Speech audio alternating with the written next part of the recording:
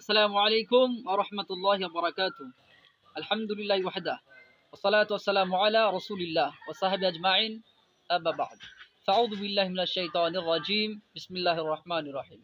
ওয়া আন আকিম ওয়াজহাকা লিদ-দীনি হানিফা ওয়া লা তাকুনান্না মিনাল মুশরিকিন।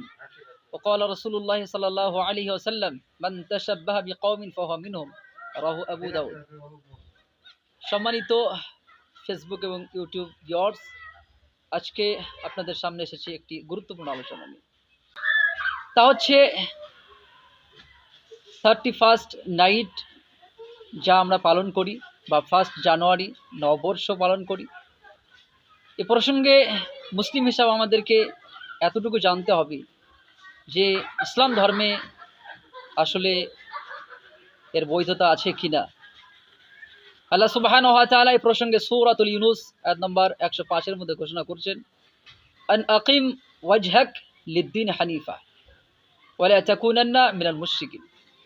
তুমি একনিষ্ঠভাবে দ্বীনে ইসলামের প্রতি নিজেকে অটল রাখো এবং প্রতিষ্ঠিত থাকো। ওয়া লা তাকুনান্না মিনাল মুশরিকিন, এবং মুশরিকদের অন্তর্ভুক্ত হয় না।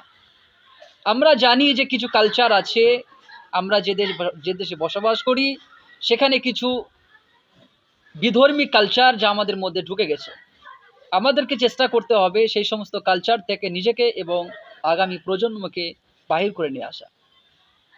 মনে রাখতে হবে নববর্ষ এবং 31st নাইট এ সমস্ত কালচার বিধর্মীদের কালচার, যা মুসলমানদের কালচার নয়। মুসলিমদের 12 মাসের মধ্যে অত্যন্ত গুরুত্বপূর্ণ মাস মুহররম, রজব, দিলকাদ, জিলহজ্জা। এরপরেও এই সমস্ত মাসগুলোর কোনো মূল্যায়ন করা হয় না খাস করে বা অ্যাকচুয়ালি নির্দিষ্ট করে, অথচ আল্লাহ সুবহানাহু ওয়া তাআলা এর ফজিলত দিয়েছেন এবং এগুলোকে সম্মানিত মাস বলে ঘোষণাও করেছেন। সুতরাং যেখানে আল্লাহ সুবহানাহু ওয়া তাআলা মুহররম মাসের উদযাপন সম্পর্কে আদেশ দেন নাই, রাসূলুল্লাহ করেননি, সাহাবারা করেননি, সালাফরা করেননি, সেই জায়গায় আমরা কেন 1 জানুয়ারি পালন করব?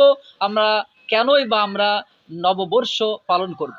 এটা টোটালি অ্যাকচুয়ালি বিধর্মীদের কালচার। রাসূলুল্লাহ সাল্লাল্লাহু আলাইহি ওয়াসাল্লাম হাদিসের মধ্যে ইরশাদ করেছেন, যা ইমাম আবু দাউদ বর্ণনা করেছেন।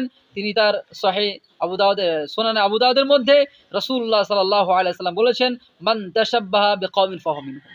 যে ব্যক্তি বা যে জাতির অনুকরণ করবে সে তাদেরই দলভুক্ত এবং সে তাদেরই একজন।